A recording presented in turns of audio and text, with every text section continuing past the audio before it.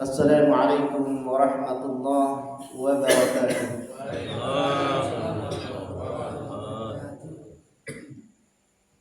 Alhamdulillah,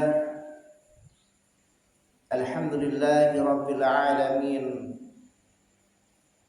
Nahmaduhu hamdan katsiran thayyiban mubarakan fihi. Hamdan yaliqu bi jalalihil karim, hamdan kama yuhibbu rabbuna wa yarda. والصلاة والسلام على أشرف الأنبياء والمرسلين نبينا وحبيبنا وقدوتنا محمد صلى الله عليه وسلم وعلى آله وصحبه ومن تبعهم بإحسان إلى يوم الدين أما بعد. Jamaah salat subuh rahimakumullah. Hadis yang kedua dalam bab adab diriwayatkan oleh Al-Imam Muslim dari Abu Hurairah radhiyallahu anhu yang bunyinya an Abi Hurairah radhiyallahu anhu qala Rasulullah sallallahu alaihi wasallam unzuru ila man huwa asfala minkum wa la tanzuru ila man huwa fawqakum fahuwa ajdaru alla tazdaru ni'matallahi alaikum. Rawahu Muslim.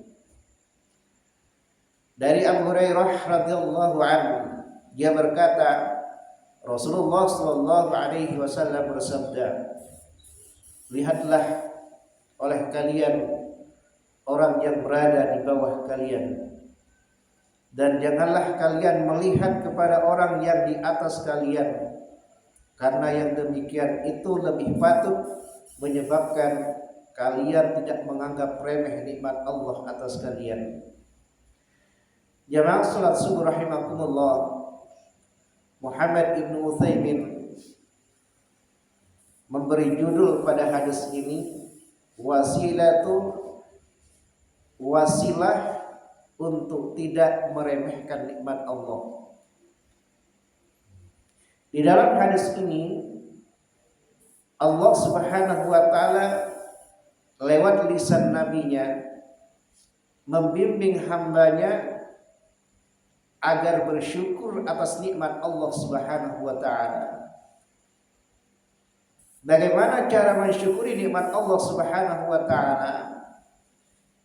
Maka di antara jalannya adalah lihatlah orang yang berada di bawah kita.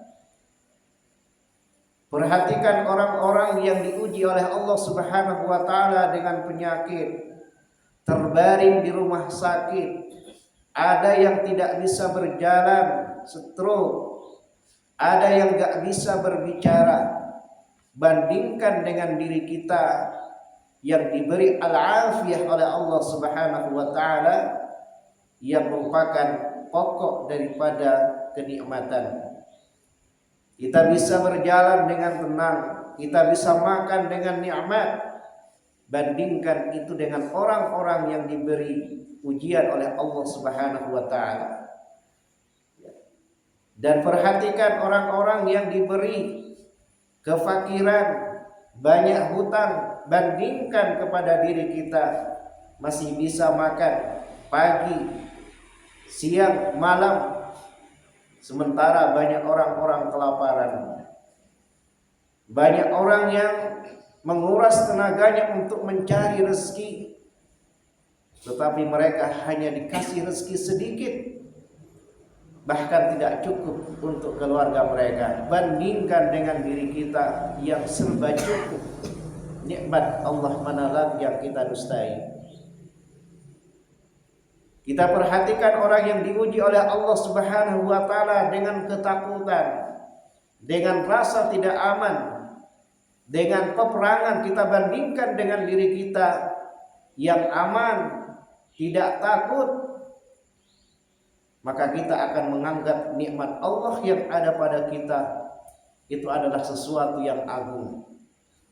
Hadis ini memberikan jalan kepada kita agar kita pandai mensyukuri nikmat Allah Subhanahu wa taala. Dalam urusan agama lihatlah orang yang di atas kita. Lihat orang yang paling bertakwa daripada kita. Lihat orang yang paling istiqamah daripada kita, agar kita malu kepada Allah Subhanahu wa taala, sehingga kita bersungguh-sungguh untuk menyamai mereka atau mengungguli mereka. Berlomba-lombalah dengan mereka di dalam beramal soleh. Jangan melihat kepada orang yang di bawah kita, orang yang malas beribadah, orang yang malas melaksanakan sholat berjamaah, tapi kita perhatikan orang-orang yang istiqomah. Ya, kita perhatikan bagaimana sahabat Nabi Shallallahu Alaihi Wasallam, orang-orang yang dipuji oleh Allah Subhanahu Wa Taala, dipuji oleh Rasulullah Shallallahu Alaihi Wasallam sebaik-baik generasi. Ada di antara mereka yang dipapah masuk ke dalam shaf, dibawa oleh 2 orang masuk ke dalam shaf karena sakit. Karena mereka tidak mau ketinggalan sholat berjamaah. Demikian pula wanitanya, ibu-ibunya tidak ketinggalan di sholat isya, di sholat subuh mereka hadir. Bahkan ada di antara mereka, misalnya istri Abu Bakar, istri Umar bin Khattab radhiyallahu anhu, mempersyaratkan dirinya dengan berjamaah. Ketika dia ditanya kenapa Umar tidak melarang istrinya untuk berjamaah, karena Umar radhiyallahu anhu takut dengan ancaman dari hadis Nabi sallallahu alaihi wasallam, jika seorang perempuan minta izin untuk salat berjamaah, maka kaum laki-laki tidak boleh melarangnya. Jamaah salat subuh rahimakumullah. Ada 2 faedah dari hadis ini. Yang pertama adalah baiknya petunjuk Nabi Shallallahu Alaihi Wasallam dalam memandang nikmat Allah Subhanahu Wa Taala. Nabi memberikan petunjuk kepada kita agar nikmat yang Allah berikan kepada kita, kita menganggapnya agung. Kita perhatikan orang yang berada di bawah kita, kedudukannya di bawah kita. Kemudian faedah yang kedua, baiknya pengajaran Nabi Shallallahu Alaihi Wasallam. Ketika dia menyebutkan perintah, dia menyebutkan larangan, maka dia sebut juga sebab dari perintah, sebab dari larangan. Di antara faedahnya adalah supaya kita tenang setelah disebutkan sebab-sebabnya.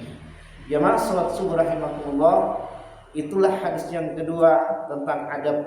Mudah-mudahan Allah Subhanahu wa taala senantiasa memberikan dalam hati kita rasa syukur yang tinggi atas nikmat Allah Subhanahu wa taala, sehingga nikmat Allah yang Allah berikan kepada kita ditambah oleh Allah Subhanahu wa taala dan kita dijauhkan dari azab Allah Subhanahu wa taala.